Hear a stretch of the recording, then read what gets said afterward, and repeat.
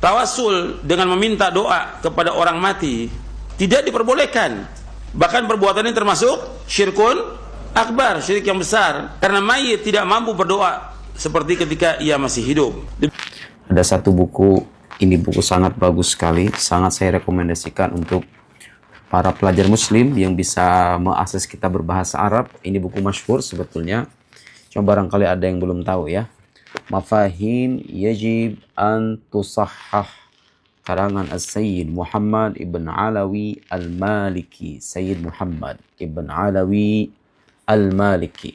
Ini judul bukunya, Mafahim Yajib an Tusahhah. Pemahaman-pemahaman yang harus dikoreksi. Jadi beliau ini, Sayyid Muhammad, menjelaskan beberapa persoalan yang selama ini banyak disalahpahami oleh kaum muslim, baik yang berkaitan dengan akidah maupun yang berkaitan dengan Nabi Sallallahu Alaihi Wasallam. Buku ini cocok untuk membantah pandangan saudara-saudara kita dari kaum salafi ya, dengan seluruh penghormatan kita kepada mereka. Bagaimanapun pandangan yang keliru perlu kita koreksi. Oke, salah satu persoalan yang misalnya cukup sering disalahpahami oleh sahabat-sahabat kita dari kaum salafi itu menyangkut tawassul. Sebagian orang berpandangan bahwa bertawassul itu musyrik, karena seolah-olah kita meneladani orang-orang musyrik terdahulu yang menjadikan patung-patung sebagai perantara menuju Allah Subhanahu wa Ta'ala. Nah, ini pandangan salah ya.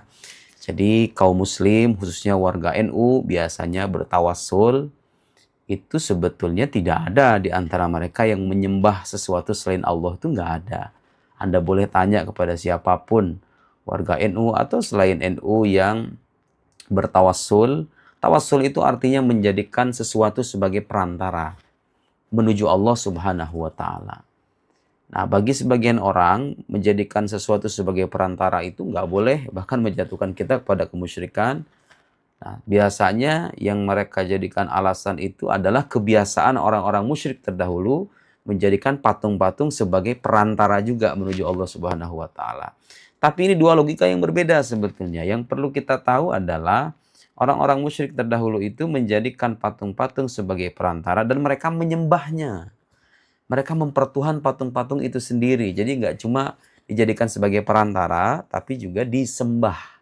Nah, sekarang nggak ada orang Islam yang ketika ziarah kubur, bertawassul itu menyembah sosok yang mereka jadikan perantara, tuh nggak ada.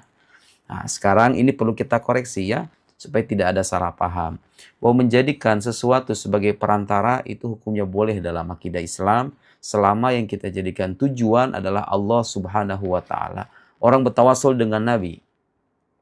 Ada hadis-hadisnya yang mengafirmasi bahwa dulu seorang sahabat pun bertawassul dengan Nabi Sallallahu Alaihi Wasallam. Bertawassul dengan selain Nabi, dengan orang-orang saleh, dengan para wali, boleh nggak? Dengan misalnya dengan Ahlul Bait, dengan dengan Imam Hussein, dengan Imam Ali, dengan wali-wali besar, Syekh Abdul Qadir Jilani, Abdul Hasan Syazili, Syekh Ahmad Rifai atau siapapun itu, boleh atau tidak? Nah, ini akan saya bacakan dari kitab Mafahim Yajib an Tusahhah. Perhatikan baik-baik ya. Wathani, poin yang kedua ingin saya ringkas, anna tawassul ilallah bi ahlil fadl wal alam huwa fit tahqiq tawassulun bi amalihim as-salihah wa mazayahum al-fadilah. Jadi bertawassul kepada orang-orang pilihan Allah, orang-orang berilmu, para ulama, para wali itu pada dasarnya kata beliau, kata Sayyid Muhammad, itu bertawassul dengan amal soleh mereka.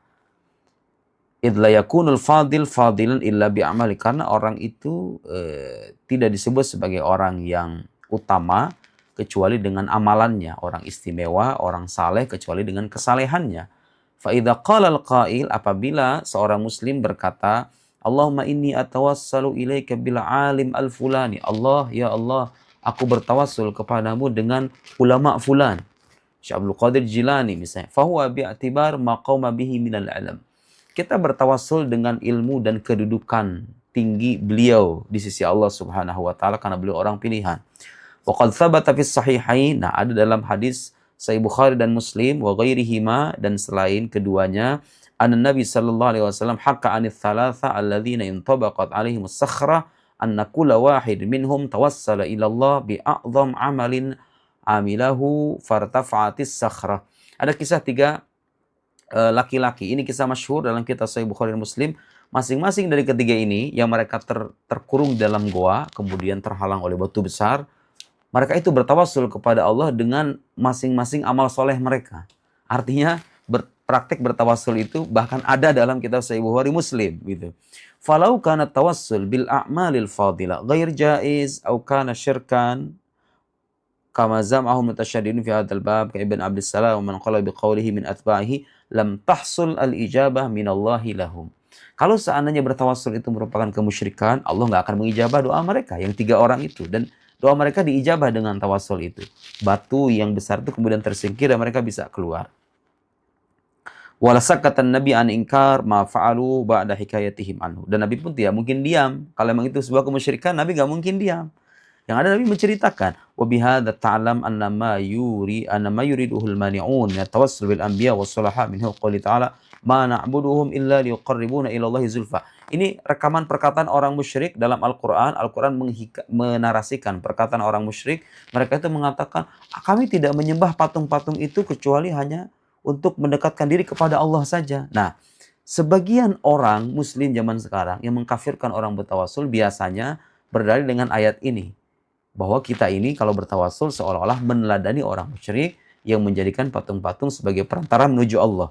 Kata Sayyid Muhammad, kata beliau, dalil-dalil semacam ini laisa biwarid bal huwa minal istidlal ala mahallin niza bima huwa ajnabiyun anhu. Jadi ini dalil nggak nyambung.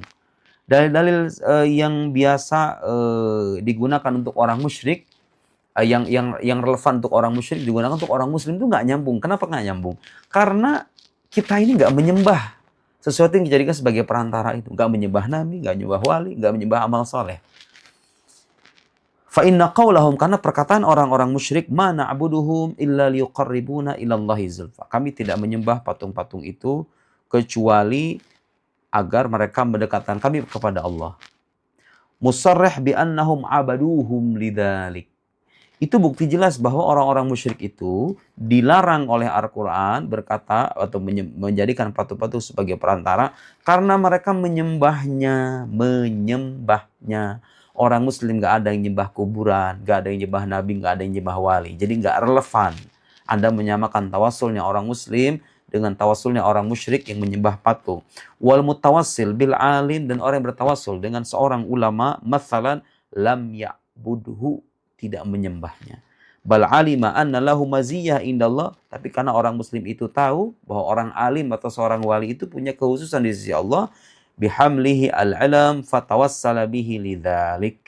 Karena kita tahu Syekh Abdul Qadir Jailani, Imam Abdul Hasan Syazili, Imam Sayyid Rifa'i, Imam Muhammad Hafidh At-Tijani, atau siapapun itu wali-wali besar, termasuk para sahabat, termasuk orang-orang soleh yang lain, karena kita itu bertawassul dengan mereka sebagai bentuk kerendahan hatian kita. Kerendahan hatian kita, jangan-jangan kalau kita dengan banyak kekotoran diri kita ini nggak bisa mendekatkan diri kepada Allah, barangkali melalui mereka kita bisa lebih dekat. Sah-sah saja, itu tidak bertentangan dengan akidah. Wa kadzalika qaulu fala tad'u ma'allahi ahada. Begitu juga dengan firman-Nya fala tad'u ma'allahi ahada, dan janganlah berdoa kepada fala tad'u ma'allahi ahada, janganlah menyeru salah seorang pun gitu ya bersama Allah. Ya, jangan kita itu Al-Qur'an melarang kita untuk berdoa kepada siapapun atau memohon kepada siapapun selain Allah. Kata beliau ayat ini fa innahu nahyun an ayyudda'a ma'allahi ghairuhu. Itu berupa larangan agar tidak ada sosok yang dijadikan sandaran kita berdoa selain Allah. Anda misalnya berdoa kepada wali, Anda juga berdoa kepada Allah. Itu yang dilarang. Tapi orang-orang yang bertawassul itu nggak berdoa kepada wali. Itu hanya menjadikan perantara saja. Doa kita itu kalau berdoa, kita itu nggak menunjukkan doa kita kepada wali atau kepada nabi. Nggak. Doa kita itu kepada Allah saja. Ka'iyakul ya Allah wa ya fulan, ya Allah ya fulan. Nah, itu kita menyembah dua-duanya, itu yang enggak boleh. Wal mutawassil bil alim mathalan lam yad'u ilallah. Dan orang yang bertawassul dengan orang alim atau orang saleh atau seorang wali, lam yad'u illallah, dia tidak berdoa kecuali kepada Allah saja. Wa innama waqa'a minhu tawassul ilahi bi amalin salihin amilahu ba'du ibadihi. Jadi orang yang bertawasul dengan orang alim itu pada hakikatnya bertawasul dengan amal soleh yang dilakukan oleh sebagian hambanya. Kama tawassal ats-tsalatsa alladzina intabaqat alaihim sakhra bisalihi amalim. Sebagaimana bertawasulnya 3 orang yang dikisahkan dalam Sahih Bukhari dan Muslim tentang 3 orang yang bertawasul dengan amal solehnya. Walhasil, kesimpulannya tawasul dengan orang soleh, dengan para nabi itu bukan musyrik. Musyrik itu kalau kita menyekutukan Allah, menjadikan wali sebagai Tuhan selain Allah, menjadikan Nabi sebagai Tuhan selain Allah, dan tidak ada orang muslim bertawasul yang berkeyakinan semacam itu. Semoga bermanfaat. Wassalamualaikum warahmatullahi wabarakatuh.